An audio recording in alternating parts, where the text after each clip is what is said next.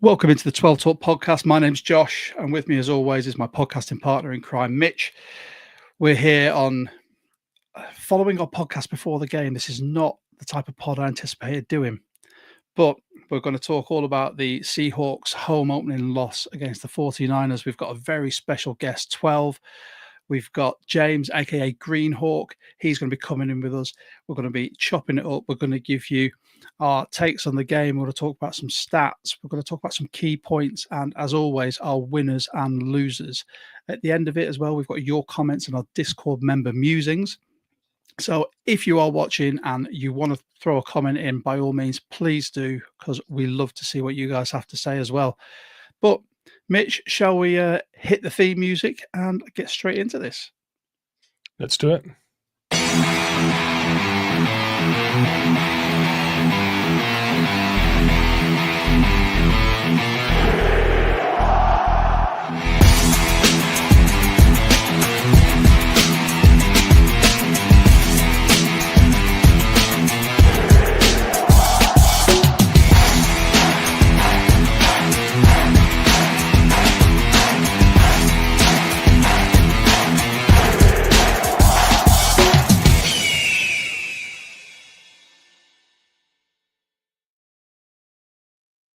Back at it again, 2 pods in 2 days, Mitch.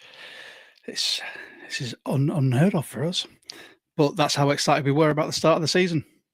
And then the game happened. A bit busy, isn't it? It is, but I love it. I wouldn't have it any other way. I absolutely love the start of the season. We have, like you said, the off season's been and gone, where there's all the speculation, the hyperbole, and the season has started. And hopefully the only way is up from here. If you are joining us, thanks so much. Feel free, click like on this video, subscribe, hit the notification bell. It really helps us out and helps us reach more 12s, just like the 12 we've got coming on very, very shortly. And if you're not yet, join the Discord. Mitch will pop the link in the comments. You can join for free and talk to 12s from all over the world, and we love having you guys in there. We had a fantastic sort of gathering yesterday to watch the game, which started out really positively, and then it changed up somewhat, but that's the way it's going to go. Season of highs and lows. Before we do anything, I want to give a big shout out to our show sponsor, Flying V Vintage Sports Clothing, UK-based vintage sports clothing, making a concerted effort now to get as much Seattle sports goods as possible at really good prices for you. As I said yesterday, I've just been and bought a pair of Seahawks training bottoms, and they are amazing. It's like new. But a couple of examples, they've still got some jerseys up there as well, and more training tops that are coming up as well. If you do want to try them out, by all means, use our code 12Talk at checkout, and you'll get 20% off your order. 20 whole percent. It's a massive saving. But without further ado, Mitch, shall we bring on our special guest? Yeah. Now, if you're on TikTok, you've probably seen him. It's where I first connected with him, and he's got some fantastic Seahawks content and a Seahawks man shed, which is enviable. His man cave is chef's kiss, top notch. So without further ado, let's bring him on. Let's bring in James, AKA Greene Hawk. James, hello, guys. How are you doing? Thank you so much for joining us. We really appreciate this, and we're looking forward to chopping it up with you. So before we start, it's a bit of background on you as a 12. So where did it all start? Tell us about your love for the Seahawks. I was actually born here in the Northwest, so I was one of the ones lucky that the year I was born was their first year as Seahawks, 1976. So I have a connection to that because I had neighbors that worked for the stadium, that worked for the bars near there. So I was always, even growing up, knew all about the Seahawks, knew all about going and tailgating and meeting players and going to the stuff. So, I got lucky to see it from the beginning. Oh, nice. A lot closer than we are. Yeah. It's something as Seahawks fans from the other side of the Atlantic, we live vicariously through you guys, because you were at the game, and we'll talk about that as well, because I can't wait to hear what your thoughts were being there and what the 12s around you were thinking as well. So, shall we get into it? Let's peel off the Band-Aid and relive the awfulness of that game. So here we go. Just had James back in, and let's get the this. Do you know how much I hate putting these up when it comes to a home loss or a loss of any kind? There you go. There's a score. Seahawks fall to our bitter rivals, San Francisco 49ers, 17-13. And just to rub a bit more salt in the wound, here's the box score for you all. First quarter, George Kittle. It's every single time we play him. Now, James, tell me, is there any sort of dislike for George Kittle in the stadium as soon as he steps on the field? Because we feel it here every time he plays us. He just seems to do something. Oh, absolutely. I mean, we hate the guy because he's so good for our rival, you know, because he's been, ever since he's joined that team, he's been their reliable guy. He's been there, you know, hey, we really need a first down deep or we need a touchdown. Kittle's their guy, you know. He's that kind of a player for their team that he's, when he went out, you know, that was a big change for their team because he's an essential piece. You know, he's one of your top guys. We thought it was going to be, we thought when he went out, and I never want to see someone who's been injured playing a contact sport. I never want to see any player go out injured, but I think every Seahawks fan sort of breathed a sigh of relief, thinking, oh, that's their top target gone. But as we know from watching the game, wasn't quite the way. Second quarter, however, things looked a bit better. We had the TD from Charbonnet, field goal from Myers, and the missed field goal from Moody as well. A lot has been going on social media from 49ers fans talking about Moody. Quarter three, damp squib, 0-0, 0-0, with the block field goal by Julian Love from Moody as well. And then Q4, things went awry. And we'll get into the weeds of it, but we had the field goal from Moody, field goal from Myers, and then that touchdown at the end from Tonjes, I think is how you pronounce his name. So let's talk about it. What were obviously you were there, so give us a first-person account of the feelings of yourself and the 12s that were there, James.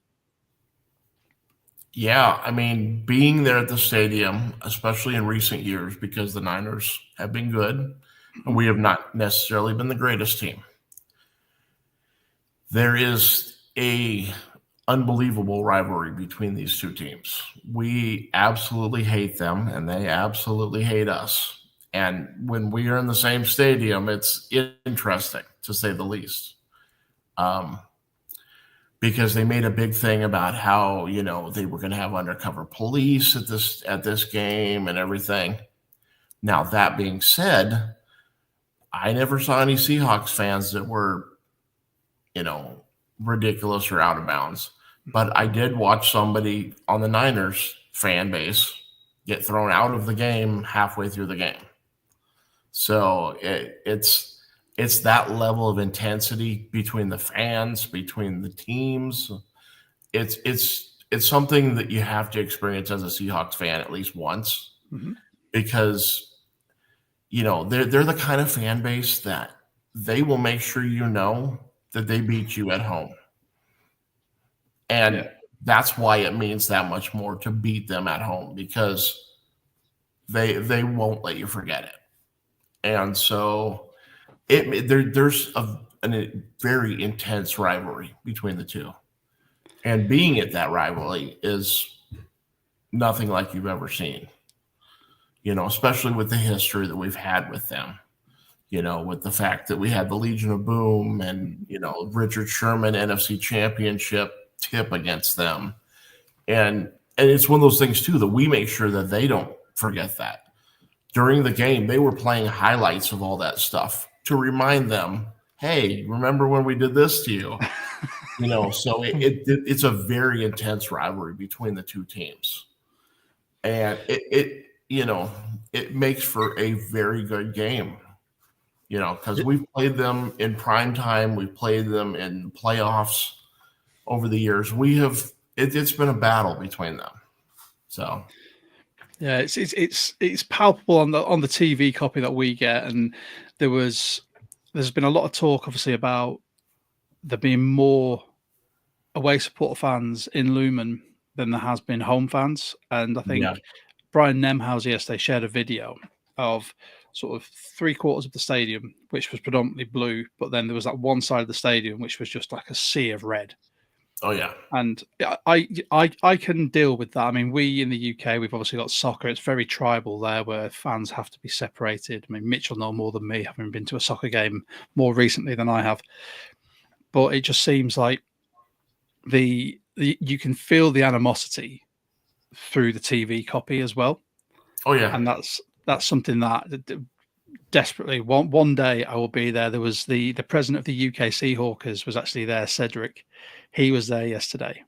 Yeah. I think he met up with Jewhawk, and they were chopping it up. And I think it was everyone that I spoke to that was there or going to the game was so excited, and we all thought we were going to win the game, and then the result happened. So talk to me about sort of the highs and lows of this. So the first missed field goal, how did everyone sort of feel about that from the Seahawks point of view? Oh, I mean, it was incredible. It was because the way that they've changed the rules in the NFL, it's harder as a defense to try and force that missed field goal. So they're very common to just make them. It's so for that to happen, it's a little bit of defense putting forth some serious pressure and effort, and maybe a slip, a miss, something by the kicker. So nice. And then obviously the Zach Charbonnet touchdown. I mean, we're going to get onto our winners and losers, and I know that's part of yours. But how did everyone feel when he hit that gap perfectly, in my opinion? Yeah, and just piled over that line? I can imagine the roar was immense. Oh, it's you that stadium is so loud that you feel it. You feel when the crowd, like as you may have heard in the past, like with the Beastquake, you actually feel it. There's points. I've been to both the NFC championships there, and the crowd was so loud that you could feel the stadium moving underneath you. So it's one of those things that you can't explain unless you're there to actually feel it. It's one of a kind. I think there's probably two other highlights. There was we've just spoken about Julian Love with the block field goal. Now, he, in my opinion, is one of the best players we have on our defense. He's Mr. Consistent, but getting, he got the sack. He also he blocked that field goal. Is there a love for Julian Love within the Seahawks fan base locally, like sort of we feel from afar? Oh, absolutely. Absolutely. He's one of those players that you really get to know and like right away. Plus, there's kind of a Seattle connection to that because Julian Love actually has family in Seattle. Yeah. They own a restaurant, don't they? It's one of those cool things that there's a definite connection. He loves the city. He plays his heart out, and the fans love him. I've met him. He's a really nice guy. So and he plays his heart out on the field. So you can't ask for anything more. So from that high, I'm now going to take the dagger and just sort of stick it in your heart and all of ours. What was the feeling when the 49ers scored that touchdown at the end? The final touchdown? It was painful because we were making incredible stops. Our defense was shutting them down in the red zone.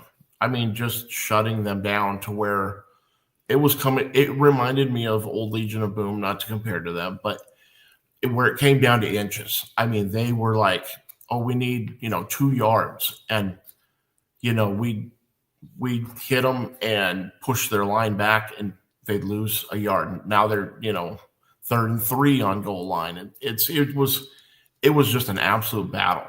And, as much as I hate the 49ers, I have to give them credit that they continued to fight, and we knew it was going to be a fight with them because both teams, that division, winning that division determines basically who is really going to advance somewhere.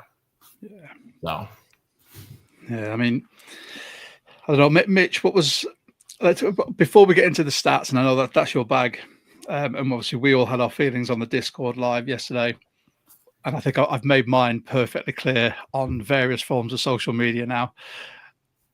You're quite quite a placid man. You're not overly emotional, very statistical. What were you feeling at the end? At the time, do you mean when the final touchdown was scored? Yeah. Yeah, I felt like we had a really good opportunity there to go up the field and win that game. We saw Darnold do it multiple times for Minnesota last year. Granted, the offense had been a steaming pile for the most of the game, so my confidence was slightly lower than usual. But I didn't rule out any chance of us going and winning that game. And sure enough, we actually made it look like we might be doing it as well. I think sometimes the hope you get in that 2-minute drill sometimes makes it feel an awful lot worse.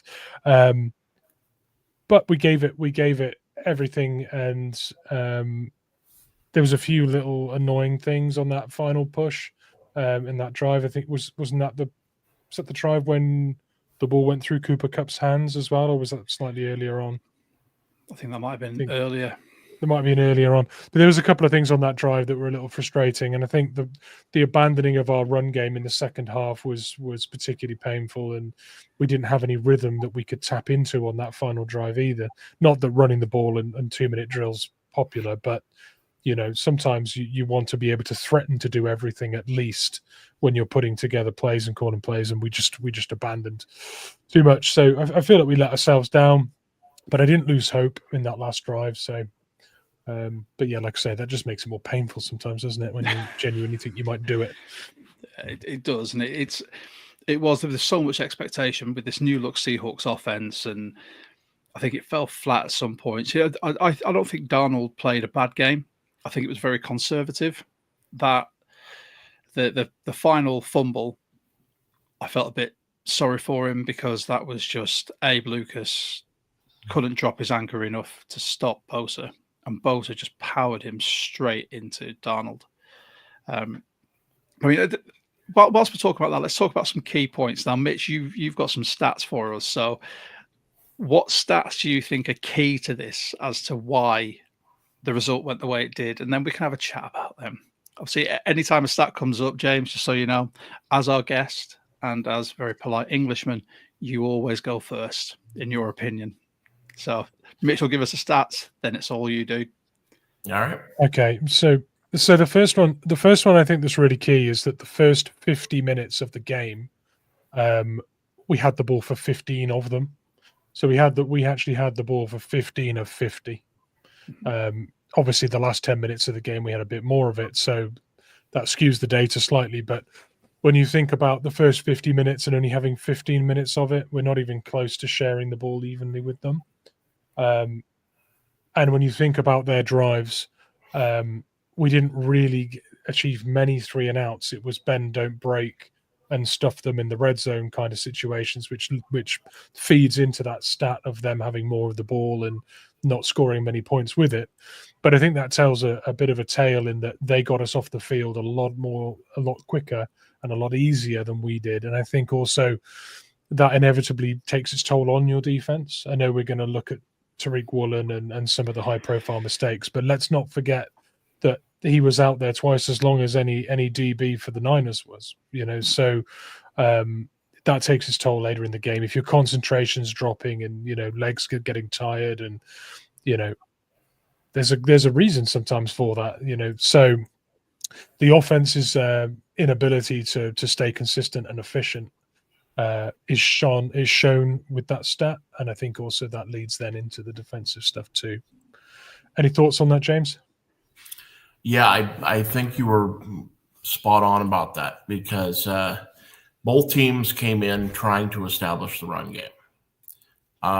Seattle did actually establish the run game and was doing very well. And then we kind of gave up on that. And I didn't understand why, because when you establish the run game, you control the time and you control how much your offense is on the field. So you basically take the game in your hands. As long as you're moving the ball, it's your ball. So I didn't understand why after we established it, and they did the same thing. They tried to establish it in the beginning, and our defense absolutely shut them down. Now, then they started doing this like play action pass to the outsides and trying short passes and that actually did work for them because it was getting them past our defense. But yeah, we struggled because we move the ball down, get down the field, and then they would, continuously keep the ball going and move it. And so that was hard because it's hard to beat a team when they're most of the time on the field, it's their offense, so.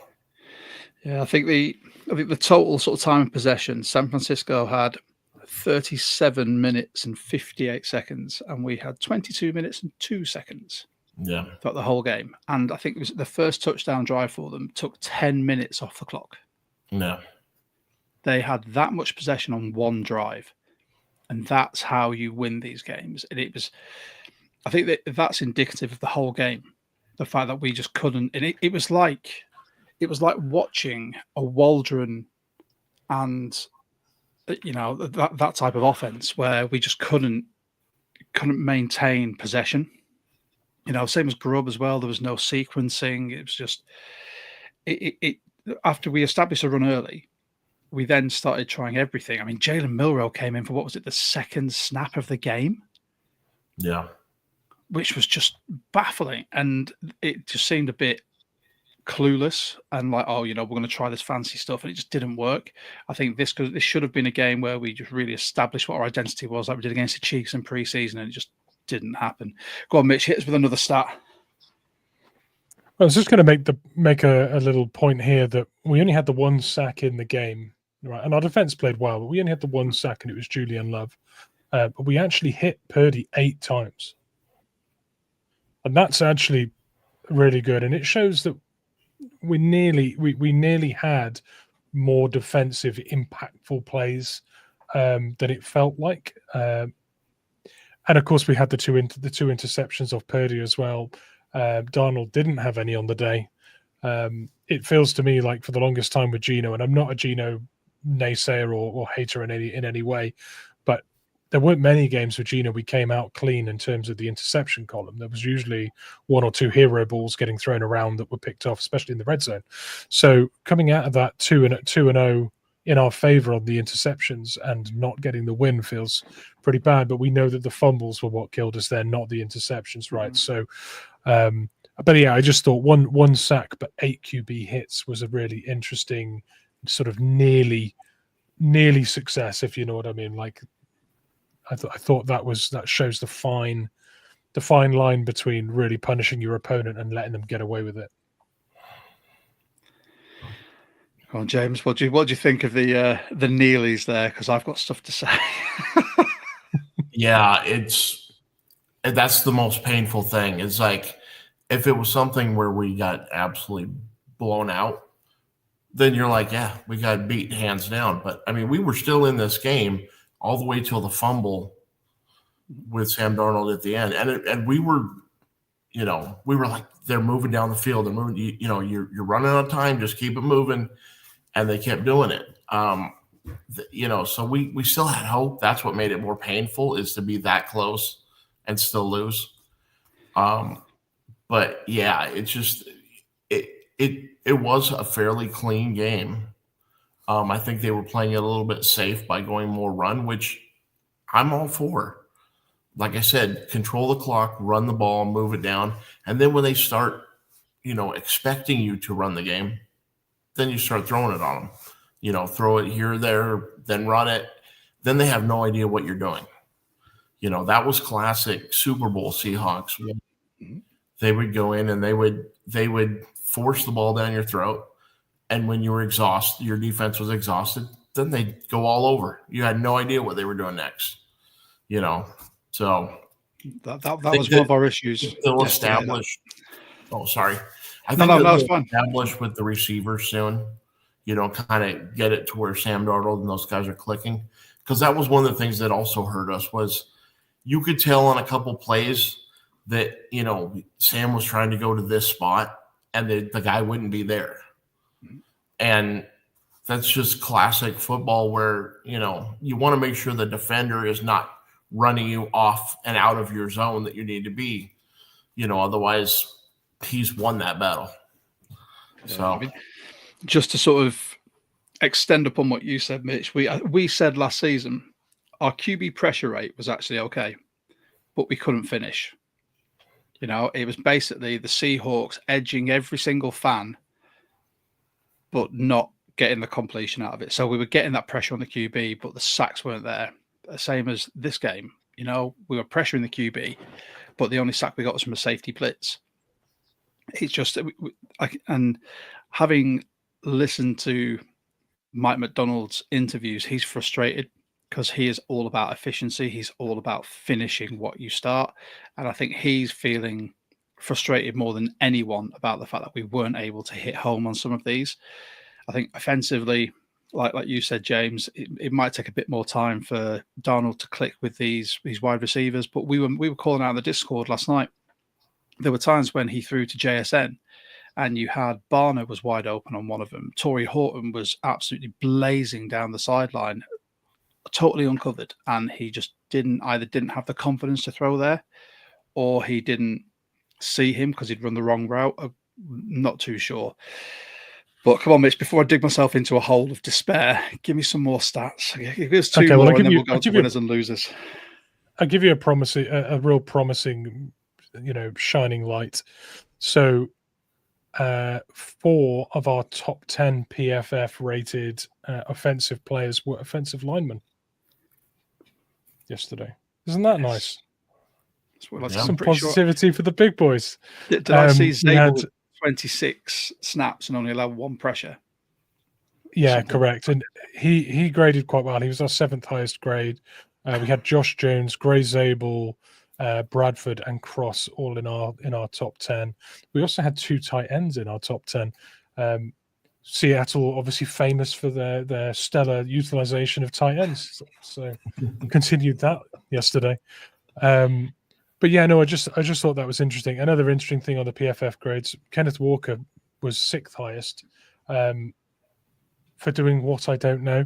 But Zach Charbonnet only 2 points, 4 points higher with a 66 grade in the top 5. So Zach Charbonnet and Ken Walker very similarly graded, but I saw 2 very different performances from those 2. And 2, one very impactful, one almost a no-show in my opinion. But yeah. We won't elaborate on that because I know James has got some of his winners in that column as well. So give us one more stat, Mitch, and then we'll get on to the winners and losers.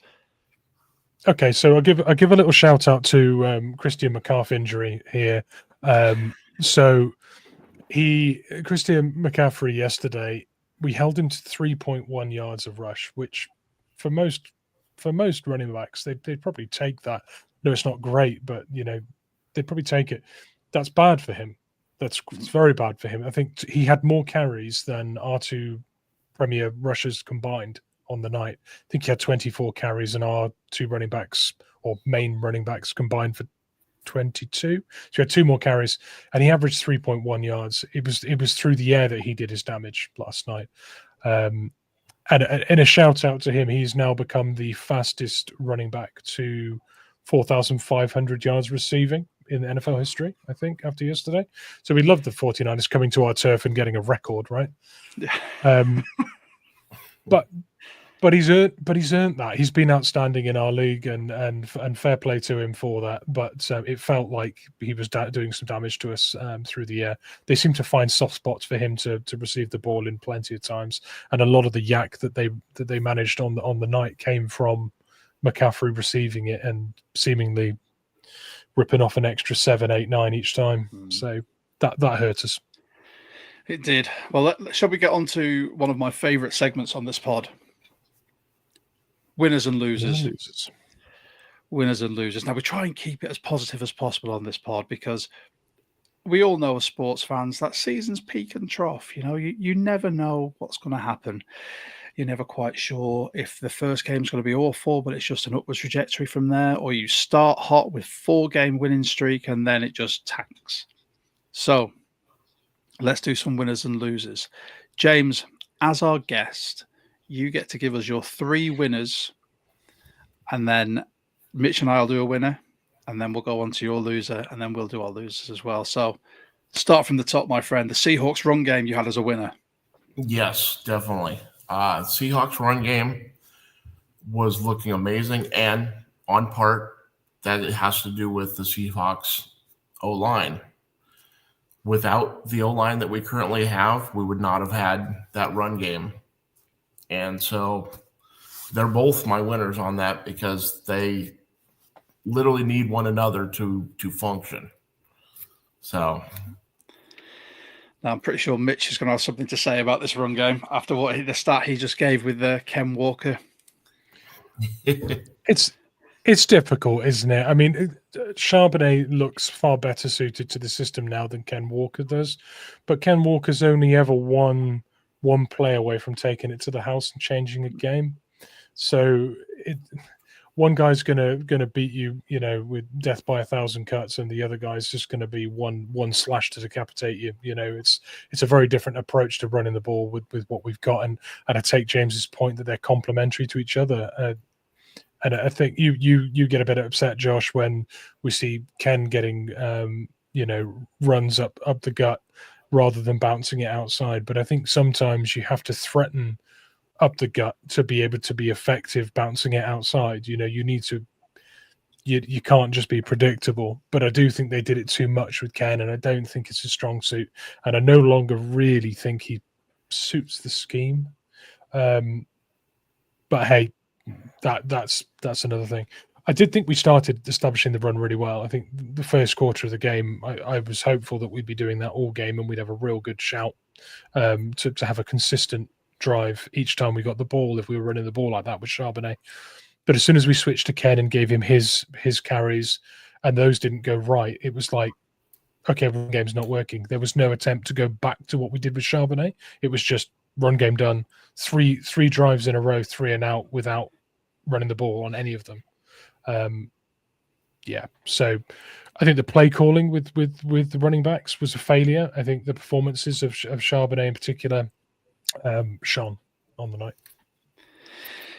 So I'm going to bang this drum again.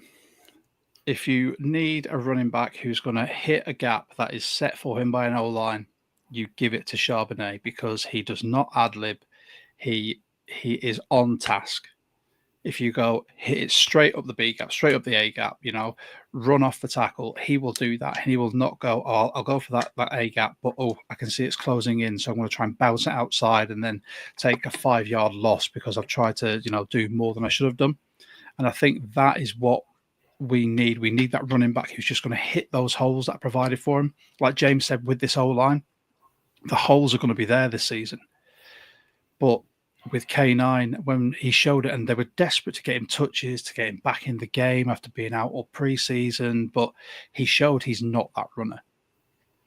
He showed that there were tackles for loss. Again, he was ad-libbing. He was trying to make something happen that wasn't there. And it was the insistence on trotting out K9 all the time to do a job that Charbonnet would have at least made you yards with. Even if it's just bulldozing through for 2 or 3 yards, that's what we could have done with.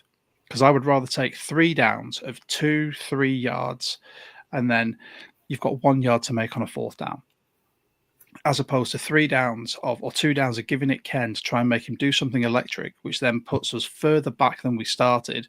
Then you've got to throw the ball, and they know you're throwing the ball, which leads to an incompletion, or in this game's case, just a target to JSN, which could go either way. And I think it's not conducive to a good run game, just carting someone out for the sake of him being your superstar running back. Yeah, so that's one of your winners. That's a contest award on that, James. Give us your second one. So we've got the Seahawks defense as a whole. Yeah. The O-line, the guys did amazing. The running backs did amazing. I think Sam Darnold, for the first start of this team with a completely new team, did fairly good. Now it was a little bit conservative, and of course, he had some issues here and there, but overall, I think our offensive did good. They can do better. They definitely can do better. They have the pieces to do better. And I think as the season goes, these guys will just build a rhythm, and it will just continuously get better. And as those guys get confidence that they can do this stuff, then it's going to be one of these things that's going to start clicking. And next thing you know, we're going to start beating teams really good. So. But then the defense as a winner for you. Absolutely. The defense, when the offense wasn't fully clicking, the defense was right there. Now, the Niners are one of those teams that they have the ability to climb down your throat offensively. And if they do, it's over. But being that they're NFC West teams just like us, they had, it's all about defense. And our defense definitely showed up and looked consistently better than they did last year. We did an amazing stop on the run game and in short distance and in red zone. We were not getting as many of these, field goal stops like we got, in game one. So we're starting to see things that we used to have with really good defense, which was interceptions, short yardage stops, run game stops, to where the other team is basically forced to have to start throwing the ball all the time. And once you do that, you make them one-dimensional, and then you know what they're going to do. So. I like that. Mitch, what's your opinion on that? Yeah, I think the defense was the shining light last night. I think Julian Love last year was just super reliable. In the clutch, he kept coming up with plays. There were games where he was everywhere. Well, game one of the most difficult games we'll have this season. He showed he hasn't dropped a beat. He was straight on it, red hot, hit the ground running. And he's a tone setter in that defense and a big leader. So great that he was setting the tone. I thought Leonard Williams as well picked up where he left off last year. He was a menace. He was in their backfield. There was TFLs. There was nearly sacks and things as well. So I think Leonard Williams was very good. I think the adjustment we made when Eminori went off, moving Witherspoon to nickel, whilst he's good there, I think that adjustment sort of opened up frailties elsewhere. And as the game went on and the defense had to keep trotting out for long periods, I think we ended up just kind of slightly withering a little bit. But you expect that at this level against a high quality offense, especially if you can't keep the ball on your own offense. So I'm with James on this one. What I will say though, I think the quality of their linebacking core versus ours, I think, was one of the big differences in the game. I think when you look at Fred Warner in there, I think the game he had, he was so influential. Ernest Jones had his moments, and he coordinates the defense and communicates really well. But I think him and Drake Thomas wasn't great. I'm looking forward to Tyrese Knight playing more of a key role in that defense alongside him, honestly. But yeah, otherwise I thought pass rush was great, lots of pressure. I think we called a good game on defense as well. I think in especially in the red zone, I think we were absolutely on the money with calling their bluff and nullifying them. So big result on defense. I'm not going to harp on too much about a certain player in defense because I've got him in another segment later. But I think I'm just going to say the addition of D-Law for the run stop I thought was outstanding. There was one play that it comes to mind instantly, and I think I've watched the replay about 8 times today, where he comes off the left side on the edge, and he ends up getting all the way. I think it was against 2 wide receivers, but he gets all the way around the O-line, and he just drops like CMC in the backfield. And it was amazing. That's the type of pressure we need on a running back. I think that was brilliant. I'll reserve my conversation about another player for for my loser later. So finally, James, then you have the Seahawks O-line, and we spoke about it briefly, but tell us more because I'm loving this. What, as far as the O-line? Yeah. One of the best things they did was step up and get Gray Zabel. The guy has looked amazing through preseason. He's young, he's healthy, and he's intense. And he was as good as they predicted coming out of college. Because, with the draft, what you get may not necessarily be what you end up getting. So it was nice seeing him come out and he is one of these guys that, they say, okay, I need you to push this guy 3 yards out. He will absolutely push that guy 3 yards out. He might even pile drive on top of him. He will make sure that guy is not in the way of the running back. So that alone, plus the guys that we currently have, which are healthy, makes a huge difference, an absolute huge difference. So that is a wonderful thing. And Gray Zabel plays above his experience level as well. So I got to give him credit for that because he's playing with guys that have been in the league already, and he's been right there alongside him. So that's impressive. Yeah, agreed. Well, Mitch. Yeah, I think one of the great things about that game last night from our perspective was how established that offensive line looked against the 49ers of all people. I know Nick Bosa had himself a night, but we still kept Darnold relatively upright and gave him time to make most of his reads last night, which I think is a success. I think to your point, James, the big knock on Gray Zabel was the level of college football that he played before he was drafted. Well, you don't get much more of an acid test than playing your first game in the NFL against the Niners, right?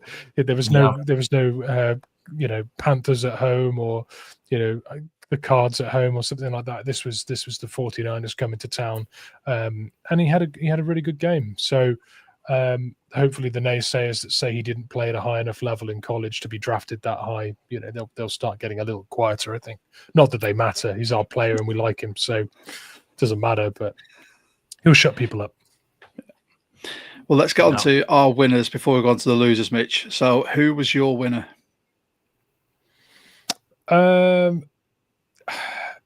It's difficult, this picking one player.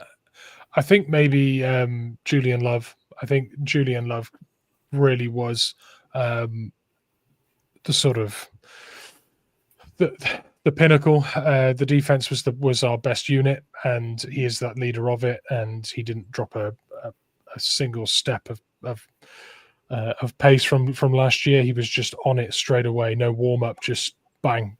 The level he reached last year, which for me was an all-pro level. He was right there straight away. So I think J Love was my winner last night, biggest winner. Nice, I like that. My winner, I'm going low-hanging fruit. JSM. I think even though he was the main target, I think he proved that he can be a wide receiver 1 in this scheme. I think some of his cuts, some of his runoffs were absolutely fantastic. I think 124 yards off 9 targets. So an average of 13.8 per target. Fantastic. His longest run and catch being 40 yards, up the sideline.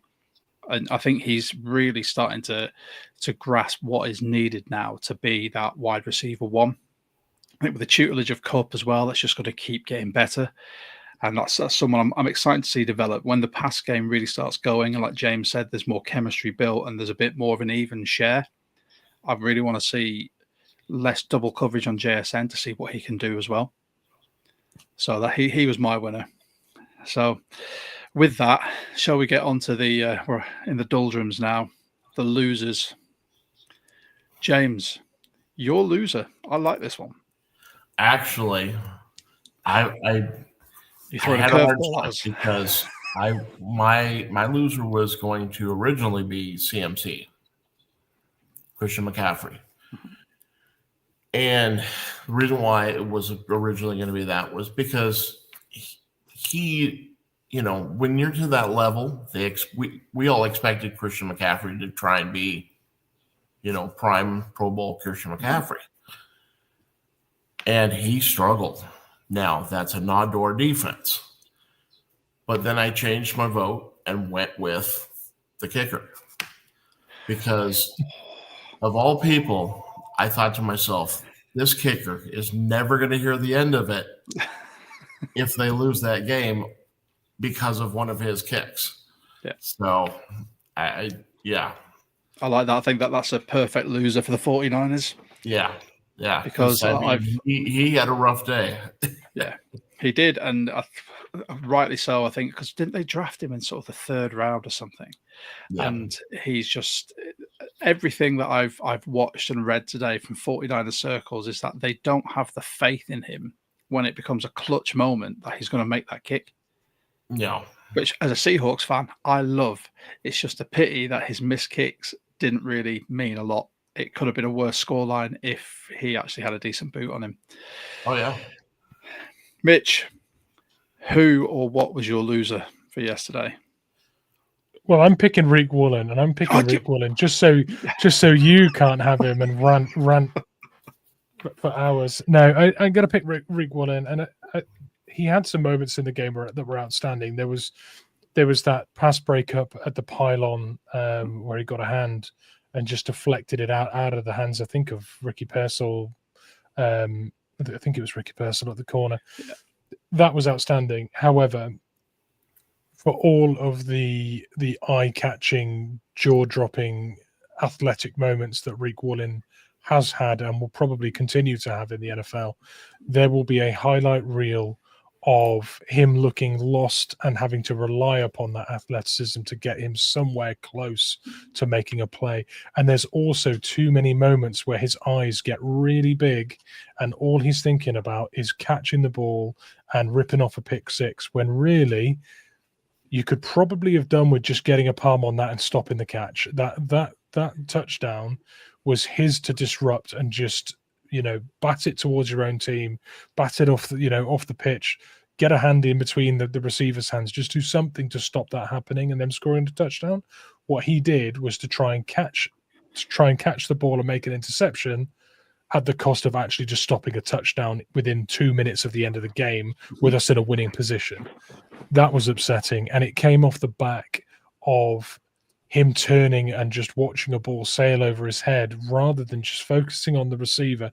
The receiver will tell you when that ball's about to come because they will turn themselves and raise hands. If you just focus on your receiver that you're supposed to be covering, they will tell you when that ball's coming. You do not need to turn around a second before it arrives. And Mike Mack said 9.9 seconds of 10 for RIQ Woolen on that play were perfect. It was the 0.1 of a second before the ball reached the receiver's hands, which were awful.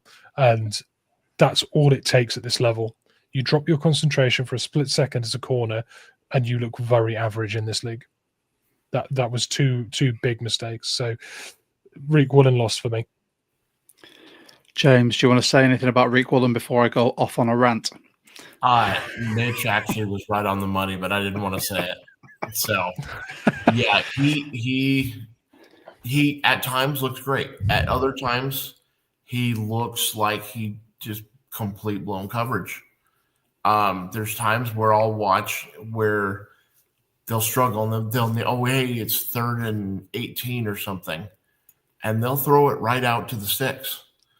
And he will be standing 3 yards away from the guy. And it's like, dude, you should be on top of this guy because you know they're going to go to him. It's very obvious that they're going to go to somebody to get those yards. And it's like he struggles with that because it's like he knows it, but I think it's almost like he doesn't want to get a penalty, so he stays off of them. Mm-hmm. And by doing so, you just completely blew it. You gave up a touchdown, or you gave up, a really needed first down stop, or third down stop, I should say. So it's one of those things that, yeah, he's got to play on his man like glue, just all over him. And it frustrates me because when he was a rookie, he did amazing, but he also got an amazing amount of penalties. So I think that he's just decided that if he stays off, he avoids the penalties, but then he also risks giving up big plays. Are you ready for the small segment that our Discord has been waiting for? And James, I don't know if you've heard me going on these rants before, but Jonas here, RIQ is the highest of highs and lowest of lows. Coming into the season, he was the only cornerback in the league with 4 pass breakups and 10 interceptions. Yeah, that's fantastic. But allow me to go on my little rant. So I'll say it again. I am over the RIQ Wallon experiment. Fair play. He can run 4.2. Absolutely fantastic. Athletic freak. He has got all the measurables to be a world-class, a premier cornerback in this league. However, since his rookie season, he has not proved it. There are concentration lapses. His contact, if anyone runs at him one-on-one, he cannot tackle. He just seems too scared to do that.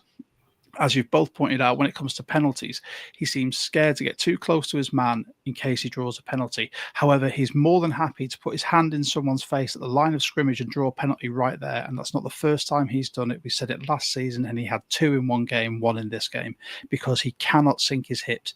His biomechanics, when it comes to just being a defender, are completely off. He is a mutant. He's a freak athletically, but he doesn't seem to learn from his mistakes. He is currently, I think his confidence is low, and he's trying to boost that by getting himself an interception, which is why he's turning, trying to track the ball as opposed to looking at the wide receiver that he's covering. And as Mitch said, waiting for them to turn and give him the signal the ball's coming. The drop, it wasn't even a drop. The absolute, we don't swear on this pod, but I wish I could. The awful play that led to that final touchdown was purely him not being aggressive enough to attack the ball. He thought, the ball's coming to my hands, I've got this. He didn't look around for anyone coming in near him. And as a result, the second or third string tight end, who is not there as a receiving threat, plucked that ball straight underneath RIQ's nose. I said this on one of our TikToks and Instagram videos. I do not think when it comes to contract extension time, he will be extended as a Seahawk. I think any more games like this season, and Mike Mack is really going to start questioning if it's worth it. I don't think he's a fit for the scheme. He's not aggressive enough. His concentration wanes when you've got players like Job who will lay the wood on someone, who gets in the thick of it, who actually focuses on his job.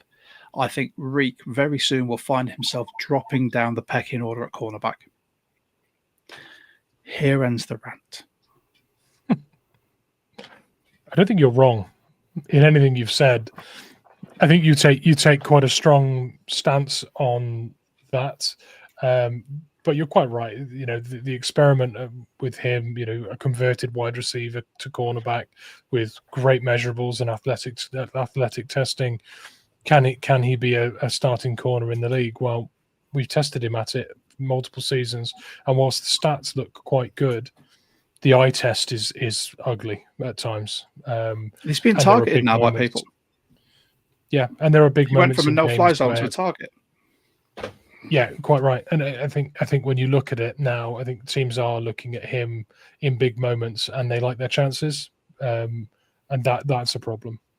Yeah. So. And this is it. As a sports coach myself, the players you want to work with and the players you see a future for are the ones that take on board coaching and actually look at their their misgivings and learn from them and push forward from it and really develop. He just doesn't seem to have. You watch his game tape the last 2 years, and it's just there's been no development. He went to the gym and bulked up, and everyone went, brilliant, he's going to be ready for contact. He's not. People still run over him, and you can't have that. You need to stop someone dead in their tracks. It's not like rugby where a tackle can be a yard behind you. It's fine because yards matter. He cannot stop someone dead there. He hasn't got the power. He hasn't got the mechanics to do it. No one seems to have taught him how to tackle, or if they have, he's too scared to actually put a shoulder into someone and use the power, use the levers he's got, because he's, 6'4"? And he just doesn't burst through a tackle. He lets people come to him, and as a result, they run over him or run past him. I'm over it. I'm going to design that T-shirt. That's it. That's coming to our merch shop when it goes live. I'm over the RIQ experiment. But yeah, with that, so that was our winners and losers segment. I'm sorry if I got off on a tangent. I could give another loser, but I think I've just said my piece in total. And yeah, I don't want to go any further into it because I'll make myself depressed before bed. Now, James, how much time have you got left for us? Because I know you've taken time out your busy day at work, and I've heard the phone going. Excellent. So we're going to get to a segment that we absolutely love because, as we said at the start of the show, we have a Discord, and we love our members of the Discord because they bring in some fantastic feedback. Some of it's quite funny as well, and they ask some amazing questions. So we've got a Discord member musings that we'll bring up, and then we've got some comments at the end if you've got time for them as well. But before we do that, as we are the official podcast of UK Seahawkers, we'd like to give them a shout out on every pod. If you want to become a UK Seahawker, you can. It's £12 for the year for one person, and it's £20 for a family membership up to 4 at the same address. Additional £5 postage for the goodies if you're outside of the UK. But with that, you get access to social events, game day field passes, you get 10% off at the pro shop, you get annual goodies, which I'll show you very shortly, and there are free prize draws for us all. And displayed on Mitch's fantastic box, this is what we got this year. We got our coasters, we got our 21-year anniversary patch, we got our wristband that we get every single year, and your membership card, and these change every single year. So every year you can look forward to something different. And these are the fantastic people that we met in Glasgow. Absolutely amazing bunch, and we're waiting for news on the next meetup so we can all get together, have a good beer, talk Hawks, and hopefully by the time we have this meetup, we'll be having very happy conversations about how the season's gone. I live in hope. I'm an optimistic guy. But here we go. Our Discord member musings, and we've got members of the Discord that are in the comments already. So we do try and give them a say, but if they've commented, the chances are they've probably asked a question as well. So, firstly, and this one's from Tom. If you remember, this is him talking about Glasgow. If you remember, I was massively worried in Glasgow about the lack of depth, deep threat receiver this season, and considered the expectations on Horton to be too high. After that disaster last night, do you still think without a deep threat to stretch the field, the Seahawks can be successful this year? Niners had no respect for any deep play. Would Bobo or Young have made any difference yesterday? James, you can start with that. Do we need another deep threat, and would Bobo or Young have made a difference? Yeah, I think it would. You know, it's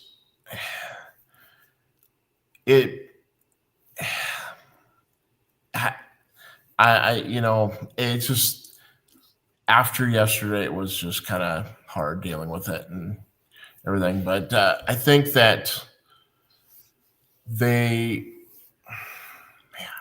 I don't know.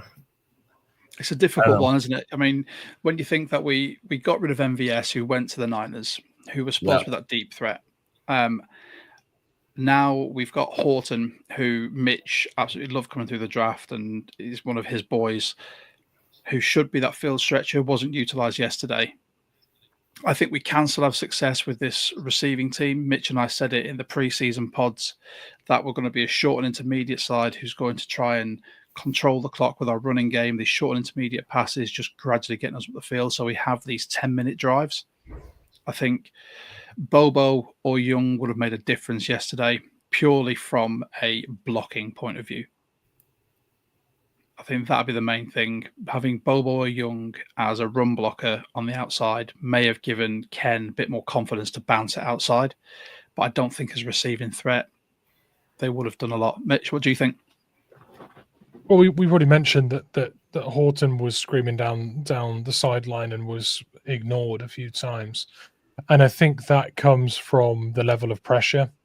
So to start criticizing our lack of a deep threat when you've got Bosa, putting pressure on your quarterback, it's all right throwing to a deep threat. You need to let that play develop in order to target that deep threat.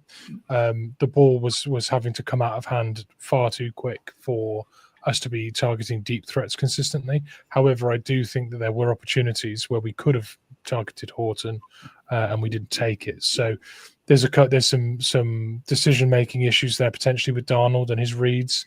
I think there's also the level of pressure forcing the ball out of hand too quickly to let deep threat routes develop. So number of things there, really, in my opinion. Perfect. Jonas has come in with one. We all know it's week 1 and the home loss to the Niners sucks donkey dandruff. Not getting us demonetized, but we're not monetized anyway, mate. So after taking a large chill pill, what kind of performance do we need to see from the Hawks next week against old Roger Todger that can make us hopeful about this team at least until the bye week? Go on, Mitch. Just establish the run game. I think that the easiest answer to that question about how we make things right against the Steelers, establish the run. I think the growing pains with the offense and Darnold will ease massively if we are able to run the ball and put him in more short yardage situations. And then we can start getting into a flow. If we abandon the run game again, I think we'll just grind another loss out. So essential for me that we establish the run. Yeah. And this is that part, James, now where what do you want to see next week to see us beat the Steelers? For sure. That DK Metcalf is going to try and, show out against his former team. So that DK Metcalf is going to want to do whatever he can against us, which just puts more pressure on our defensive back. So they're going to have to keep an eye on him and do that. But we also need to do what we did this week, which is start off by stopping the run game. Force them to be one-dimensional. And then when it is nothing but DK trying to get the ball, as we all know, not to be mean, DK has a bit of a temper. So he gets frustrated very easily. And if you force him to have to constantly be the workhorse and he struggles against a strong defense, it's not going to look good for him. He may get a couple good runs in, but for the most part, he'll struggle. So, I echo exactly what you two have said. I think one thing that we're really going to need to improve on, and this is going to be, whilst we had DK and Woolen on the same team, there was always that who's the fastest conversation. This is the opportunity where we get to see that who's the fastest competition between Woolen and DK, because I can guarantee they will match up DK against Woolen because they'll have the speed and the length, but DK's got the power. And I think this is going to be the game where Woolen needs to show up and show that he's a top cornerback in the league to be able to cover DK Metcalf, to stop him getting those deep bombs from Rodgers. And then, like Mitch said, establish our run game and stop theirs, make them one-dimensional. Fantastic answers. Great question as well, Jonas. Another one from Jonas. The defense was extremely solid against the Niners as usual, but talking about the cornerback and the mistakes Woolen made and the solid outing of Job, do you think Spoon has to be featured more on the outside because yesterday he didn't have an impact at nickel?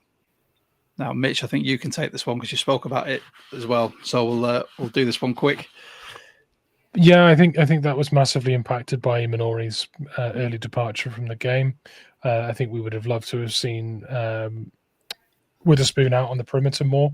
Hopefully he can play out there a bit more next week, but we'll see. I would love to see some Witherspoon, Metcalf action, to be honest. Yeah. Proper competitors, both of them. Yeah.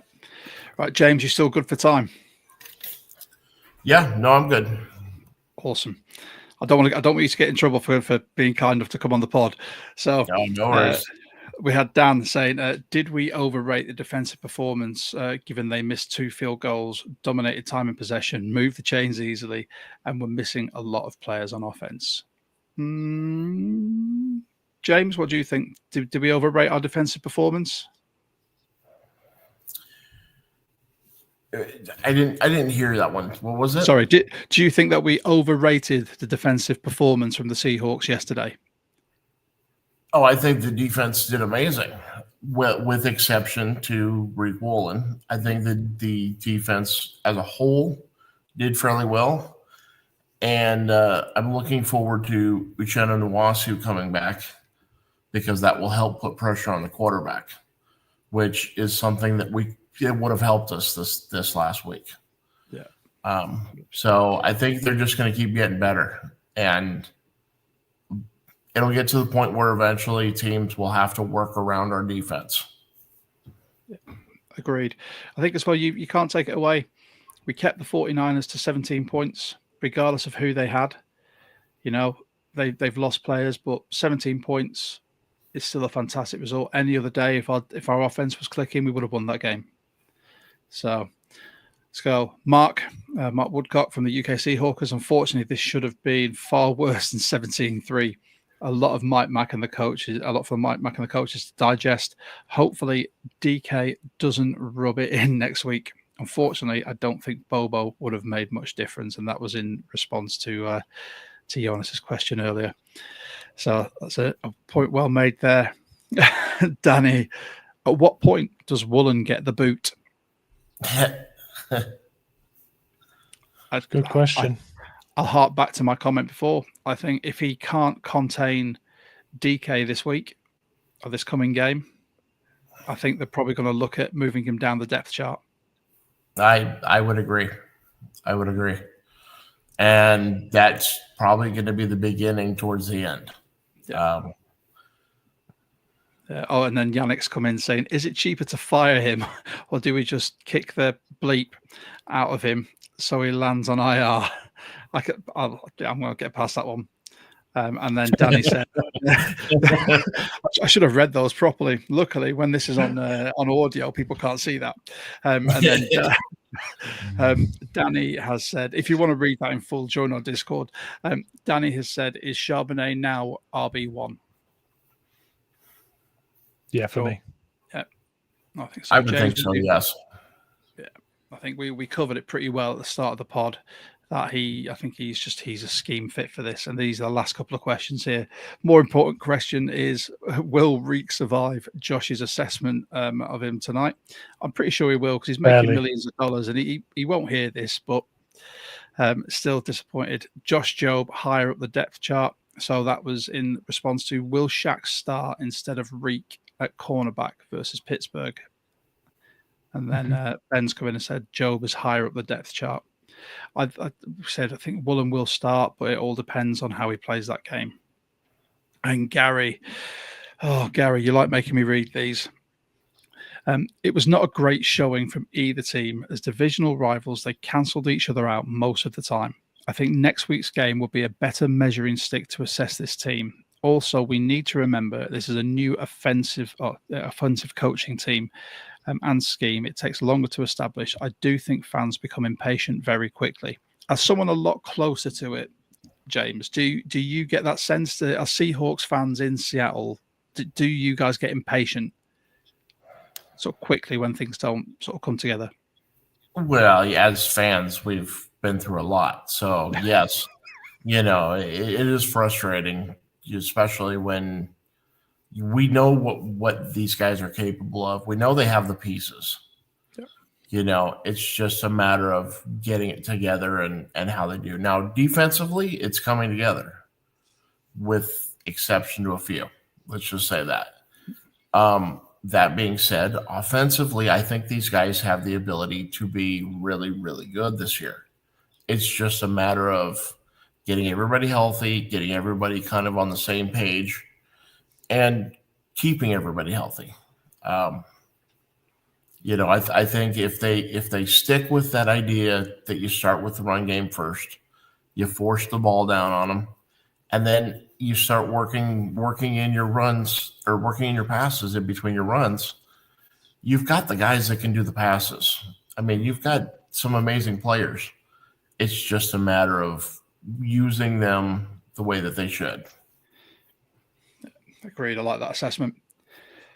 And there you go. That was it for our Discord member musing. So thank you to everyone in the Discord who put a question or a questionable statement up there. Yannick, I'm looking at you. We really appreciate that all the time. We have got some comments coming in quickly before we go, because like I said, James is currently at work. He's taking time out of his busy day, so we really appreciate that. So some of these next time, Yannick, next time I'll write more family friendly. Thank you. We're a family friendly pod. We're a clean pod. But yeah, so I mean, before we do go, and before we let you go, James, do you want to tell everyone where they can find you on social media? So where I found you and anywhere else where people can follow you? Just the Greene Hawk, either Instagram or TikTok. Facebook is, the older stuff. So, but yeah, just the Greene Hawk or Greene Hawk on TikTok and Instagram. Nice. Well, it's been an absolute pleasure having you on. I mean, usually we try to get to as many comments as possible, but it's we've run over time. I really don't want you to get in trouble. So no worries. I really appreciate it. So I'd like to say a massive thank you, and I'm looking forward to seeing more of your content on TikTok because it gets me through my days. And I always look on in envy at your man cave with all the Seahawks memorabilia. What one day maybe next time we'll do it from there. So you're on when me and Mitch come to Seattle. All right. But I just want to say a massive thanks to everyone who's tuned in. Obviously, if you're new, please like this video. If you're watching now, get on YouTube, just like it. Helps the algorithm. It helps us reach more 12s. Like and subscribe. Hit the notification bell. You can find us on basically every form of social media, TikTok, X, Facebook. There's a Facebook group there. Instagram as well. And Blue Sky, we're on there too. And you can also join the Discord for free. Mitch has put the link already in there. It's also down below in the description, as is James's TikTok tag as well, is down there. But for me, I just want to say a massive thank you to James. I really appreciate you doing this, mate. We'll be back for our Pittsburgh Steelers pod with Seahawks Sam, an Australian 12 that we're working out the logistics of times. So we really appreciate this. James, we like to finish all of our pods with a Go Hawks. Would you like to join us with a Go Hawks? Absolutely. Thank you, guys, and Go Hawks. Go Hawks. Go Hawks.